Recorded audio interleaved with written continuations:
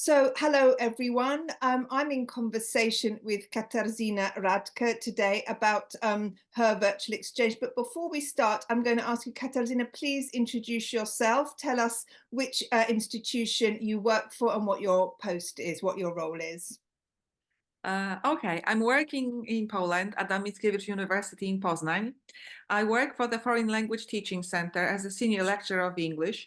But my recent role for 4 years now, I think I've been working also as an internationalization coordinator, supporting my colleagues in their online endeavors, setting up virtual exchanges, teaching them, sometimes guiding, providing mentoring kind Okay. of work. So, Katarzyna, you've been a follower, a member, a virtual exchange enthusiast for many years. We've been working with you.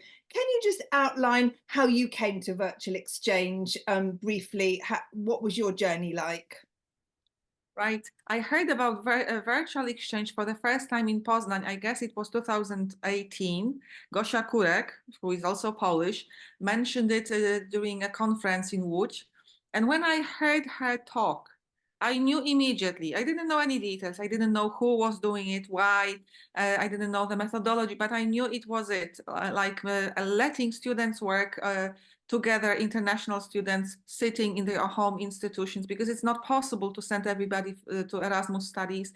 Some students resist, do not feel ready. And I believed helping them get to know peers online would maybe open them up, break their language barriers. And I registered during this conference for workshops or maybe design courses offered first by Evolve in 2018. And then workshops organized by UNICollaboration, because at that time I didn't know that UNICollaboration was running similar courses. So I enrolled maybe twice because it was not enough to do it once, too much information, all the intercultural aspect, digitalization. Before COVID, it was a new thing. There was also one more area of interest, maybe Bloom's taxonomy and learning goals. So it was all together. It was a lot. I think I did 4 iterations, and I believe it was like doing doing studies. Yeah. Okay, so Katarzyna, you did various trainings. You said there's a lot of information, but you were inspired by the methodology and the idea of virtual exchange. So at your university in Poznan, how, since 2018, what's happened? I understand you're doing your own virtual exchanges. So how did that happen? Yeah, I have done 10 virtual exchanges altogether myself. Yeah, since then. I found wonderful partners at the start. I knew how to select the right people with motivation, dedication, and also researchers. We had similar interests. This was my very first partner was Judith Hahn from Evascula. My second partner was Molin Glimank, and she collaborated earlier with Cecilia Madagan from Argentina. Molin is from Sweden. So I had those 2 teams, which lot of dedication, I would say. This is the most important thing. I thought it would go on like this forever, but it turned out later on that co-teaching and co-running courses is not such an easy thing all the time. So after 10 courses, 10 projects, I know that you have to be ready for everything. You have to be flexible in those projects. Sometimes they work better, sometimes things are not ideal, but it's always a learning experience for the students and for the teachers. So, Katarzyna, you've done 10 virtual exchanges. You've had great partners, but you have faced some challenges. What were they? Can you explain? You've had good partners, but of course there are always things. Right. So, Right. I would say that the greatest challenge was introducing the idea of collaboration, online collaboration, collaborative learning at my university to find support from the leaders. right. I wanted to inspire my colleagues because I really saw value in those projects. Maybe because they were kind of reflection of my own history. When I was a student, it wasn't easy to travel. When I was like high school student, it was impossible to travel from Poland. You didn't have your visa, you didn't have your passport, you didn't have money because we were in this communistic kind of system. But later on, Poland opened up, but still, for many reasons, it was still not possible. But we had teachers coming from the UK, from the United States to Poland as UNESCO teachers, and I attended their courses. So I had a chance to talk to them in English and see that you can communicate, you can send the message across. And I saw that the language is a living thing. It's not like a textbook activity or an exam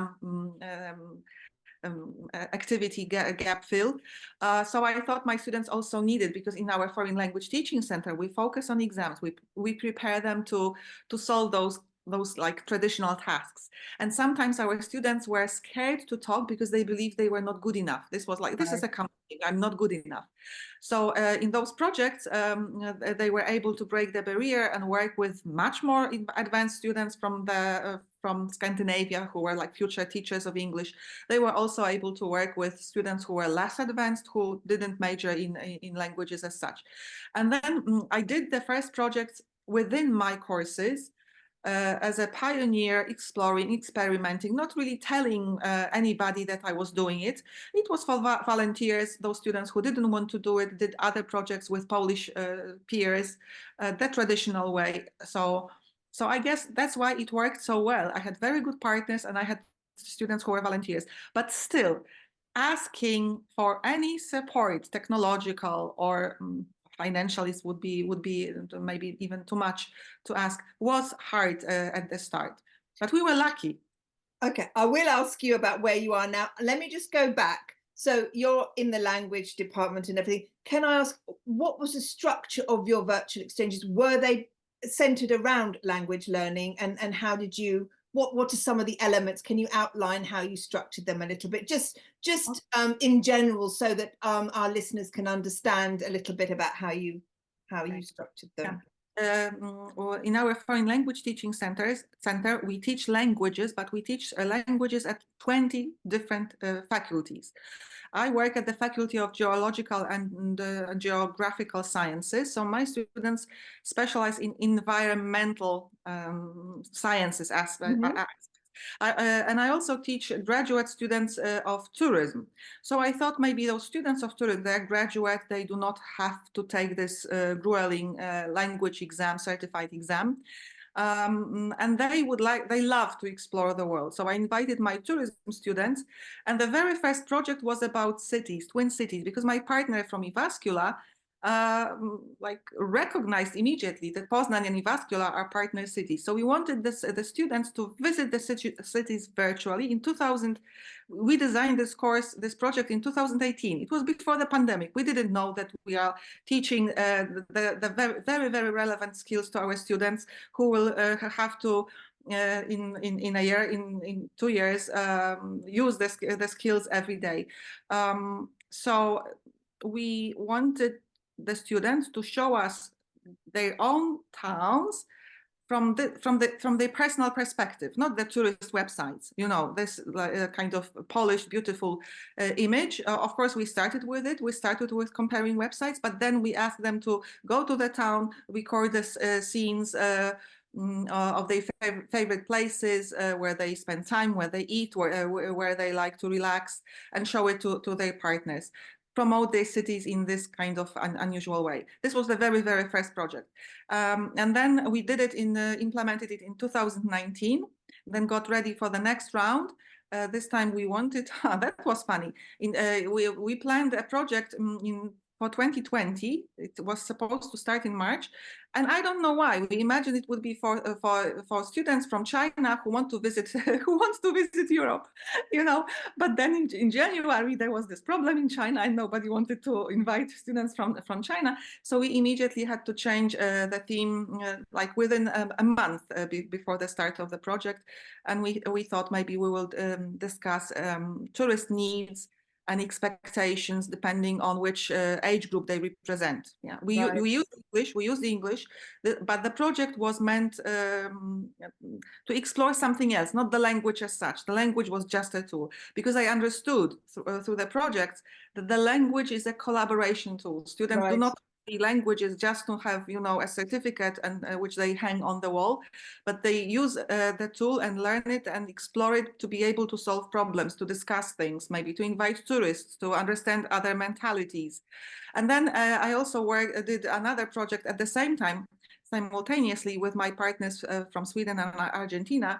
And this one was meant like personal, again, around the city, because this was interesting for students of tourism, students of teaching, students of multimodal communication from Argentina, students from Sweden were future teachers. So all three groups found interest in the city, but it turned out that each location focused on something else. We wanted to discuss sustainable cities, but for my students who study geographical sciences, this was the environment. For the students from Scandinavia, it was inclusion, new groups, nationalities mixing, living in Malmo. And then my partner from Argentina, she joined us and she said, what are you talking about? The major problem is economy, you know, houses, money, inflation. And you are talking about clean air, or you are talking about how to include different nationalities when people must have something to live on. So this was like very, very rich. Learning curve, very enriching. And for all three sides, you're all bringing some expertise to it and creating something and learning something completely unexpected. So I'm also hearing from what you were saying before with the China problem during the pandemic, flexibility is the key. Exactly, So, exactly. yeah. And also what you were saying initially, it was really difficult to get support from your faculty, but I'm hearing from you now that things are very different. So what's it like now after all these years and your experience? What's happened? Right. So during the projects, we used English. English was the tool, but we also explored digital tools, which, as I mentioned before, became very useful during the pandemic. Like it suddenly, unexpectedly, the students emphasized the value of learning those skills. And there was another coincidence. So the pandemic was a facilitator somehow of virtual exchange and online learning. This was one positive aspect of the pandemic and the disaster. But then at my university, that we have another rector for teaching responsible for pedagogy. From time to time, there are competitions organized for some projects which focus on specific group of skills. And in 2021, I guess, there was a competition to improve students' soft skills, just generally soft skills.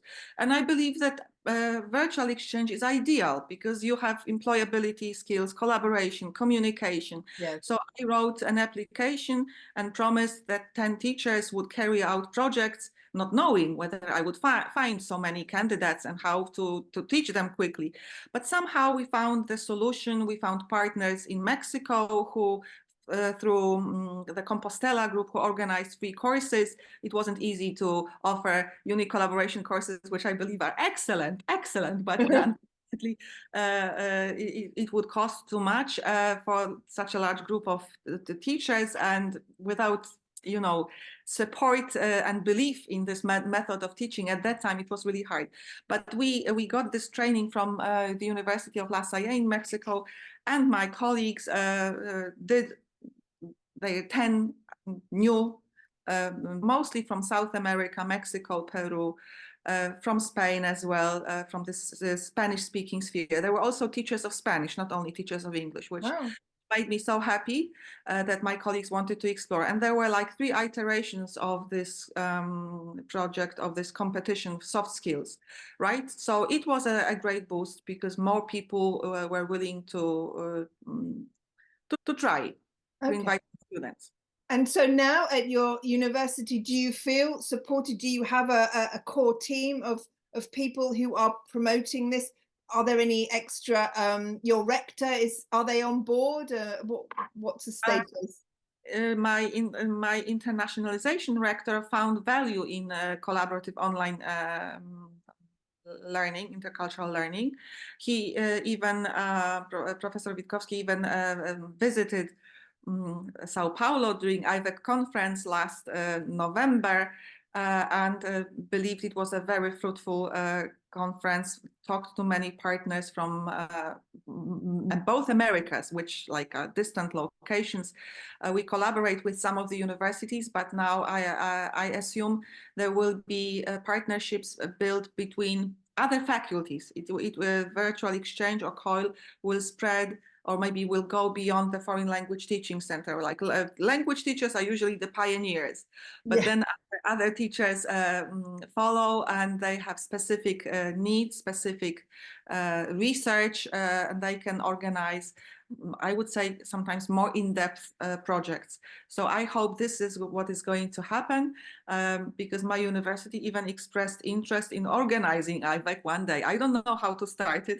I'm not an expert, but it would be a wonderful opportunity, because then many other teachers, many other students will hear about this way of teaching. And I hope we will host IVEC at one point in Poznań.